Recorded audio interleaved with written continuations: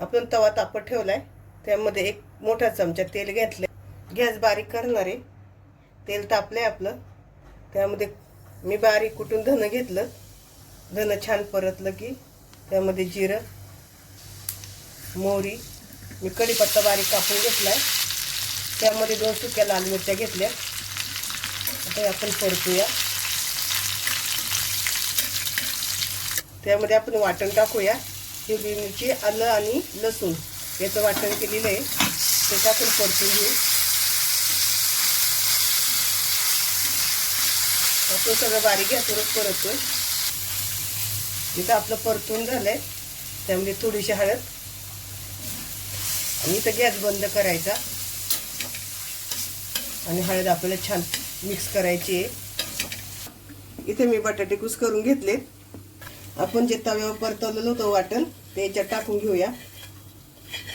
त्यामध्ये कोथिंबीर, चवीनुसार मीठ। आता हे छान हाताने आपण मिक्स करून घेऊ।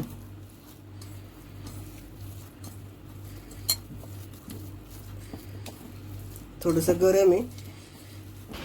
आपले इथं मिक्स झालेलं आहे करून। त्यामध्ये आपण जी लाल मिरची टाकली ती आता काढून घेऊया। तुम्हाला आवडत असेल तर ठेवा। आता आपण छोटे छोटे गोळे तयार करून घेऊया। तुम्हाला पाहिजे तेवढ्या आकाराचे घ्या, छोटे किंवा मोठे। अशा पद्धतीने मी गोळे तयार करून घेते। इथं आपले बटाट्याचे गोळे करून तयार झालेत। बेसन पीठ घेतले चाळून, चवीनुसार मीठ, हळद, आलं लसणाची पेस्ट, बेकिंग पावडर घेतली आपण थोडीशी। हे छान मिक्स करून घेऊया। थोडं थोडं पाणी टाकून आपण पीठ मळून घेऊया। याच्यात एकदम पाणी नाही टाकायचं, थोडं थोडं पाणी टाकून पीठ तयार करायचं, म्हणजे आपल्याला अंदाज येतो। मी बेकिंग पावडर टाकली, तुम्हाला पाहिजे तर बेकिंग सोडा टाकला तरी चालेल। या पद्धतीनं आपल्याला पीठ करून घ्यायचंय। एवढं पातळ करायचंय, पातळ पण नाही घट्ट पण नाही, कारण आपण ते वड्यावर बसलं पाहिजे, वड्याच्या बाहेर नाही निघालं पाहिजे। आता हे पीठ आपण चांगलं 2-3 मिनिटं असं फेटून घेऊया। तुम्हाला जर सोडा आणि बेकिंग पावडर टाकायची नसेल तर तुम्ही असं 5 मिनिटं फेटा, ते सोड्याची आणि बेकिंग पावडरची गरज नसते। इथं आपलं फेटून झालंय चांगलं, या पद्धतीनं झाले। आता आपण वडे तळायला घेऊया। आपण जे पीठ कालवले त्यामध्ये 1 चमचा तेल ओतणार आहे। गरम तेल ओतलंय मी आणि आपण मिक्स करून घेणार आहे।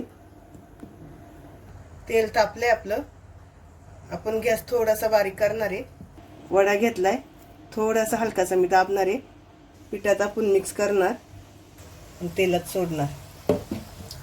आपण वडे तळून घेऊया दुसऱ्या साईडने। एक साईड झाली, एक साईडने तळून घेऊया। आपण दोन्ही साईडने आता वडे छान तळून घेऊया आणि झाले की मी तुम्हाला दाखवते। इथं आपले वडे तळून तयार झालेत, आता आपण काढून घेऊया। खूप छान कलर आले वड्यांना।